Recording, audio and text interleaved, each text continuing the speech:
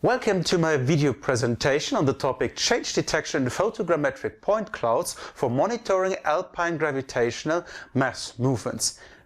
So there are different types of possible events. There are faults, topples, slides, spreads and flows.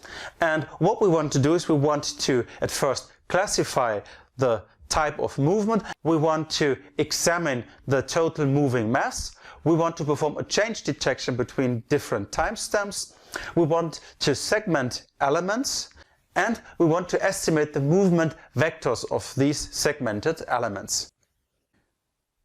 For 3D reconstruction, we are using a classical bundle adjustment followed by semi-global matching.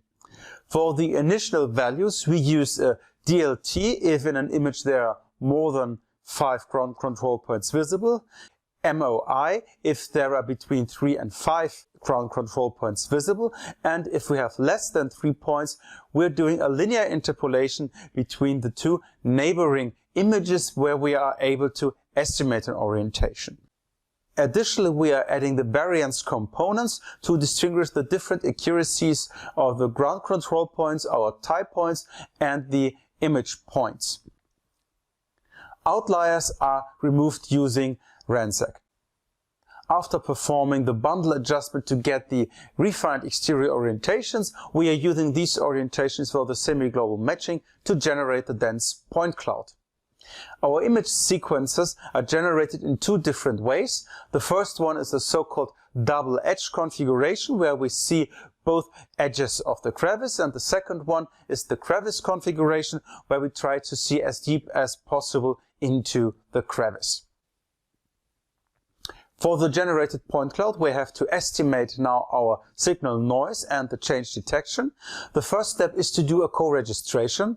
A first co-registration is given by the ground control points that were used for the point cloud generation. Refinement would be done by ICP, but before that we have to remove outliers and points that have been changed between the two point clouds. For that we use the M3C2 distances. And we calculate these distances between the two point clouds, and then we remove the points with the 5% highest distances. Then we perform the ICP. Then we calculate again the M3C2 distances, remove again the 5% points with the highest distances, and we repeat this iteratively until the distances are below a threshold, and then we are sure that only stable points are used for the co-registration.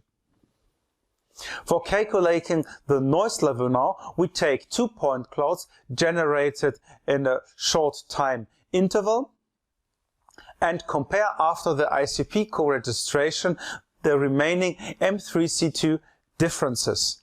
And the median of the differences is then taken as a threshold for the noise level. All differences bigger than that median are then seen to be real changes. So let's come to our experiments. So we used a terrestrial platform that can be seen here, camera mounted on a long stick, and we had a set of ground control points that can be seen here in the image down to the right. There can be seen the crevice and the center and located ground control points, and there are two sets of points in the upper part, the northern part. These are the points on the stable summit that should be used as reference, and the points on the southern part. This is what we assume to be the moving part of the summit. And in total there were 5 different measurements. July 2018 A and B, these are the two measurements to determine the noise level. Then the full July 2018 set to generate the full data set for 2018 in July. Then a second set the same year in September, and 1 year later in July 2019 a third set. And with that July 2018 and 2019 set we want to perform our change detection. So let's at first check the results for our noise estimation and the control points. So we want to generate a standard deviation sigma as a noise level for the reconstructed 3D points in comparison to only the inner accuracy of the bundle adjustment. If we would say we have a stereo normal case, because we record all our images with the same viewing direction and in a parallel, then we would have approximately 1.7 millimeters as standard deviation. Our estimation from M3C2, 0.5 millimeters.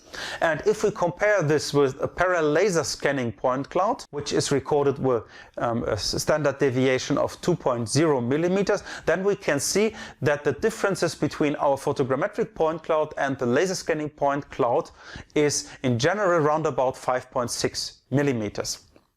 We now have a look at the ground control points. So the remaining standard deviation after the adjustment in the photogrammetry is round about 1 millimeter. In the geodesy measurement we have approximately 4 millimeters in X and Y and 2 millimeters in Z. We can see that we have a reprojection error of 0.46 pixels for our ground control points.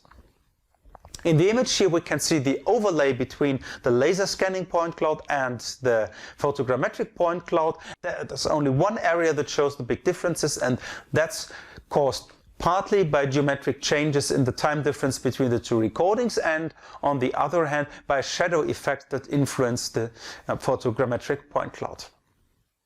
This is a cutout of the point cloud for the moving part of the summit, the southern part, and here now we code in one point cloud by color the distance in M3C2 to the closest point in the second point cloud, and we can see that here we have now red areas with quite high movement, orange areas, green and blue areas.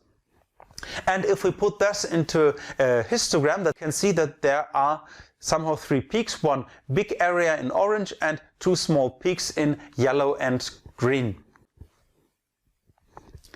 If we now split that changes into the three peaks, we could say, okay, we now group the MC32 distances by the histogram into three parts, and then we have one peak at minus 1.4 centimeters. This was the green areas, and this means that these are points that are coming closer to our stable part.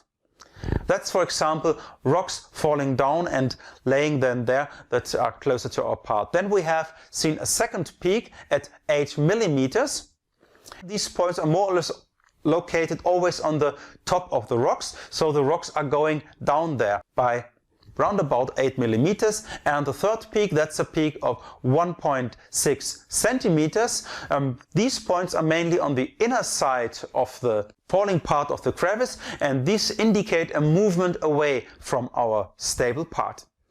And from this information we can derive that our movement is a combination of a topple and a slide, so it's more or less falling away and it's sliding down.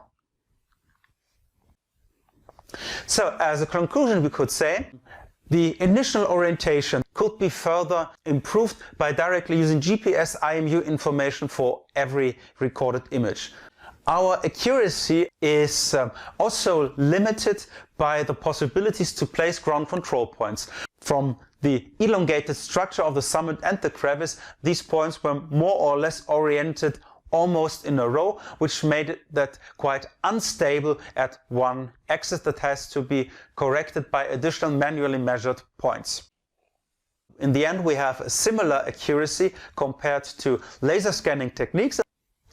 The next step that we want to do is we want to now segment that point cloud, and for that we want to use the radiometric color information of our camera.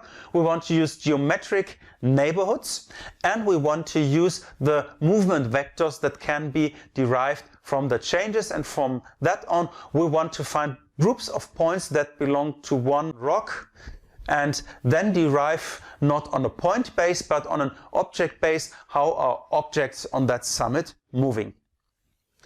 So with this outlook I am already at the end, and thank you for your attention.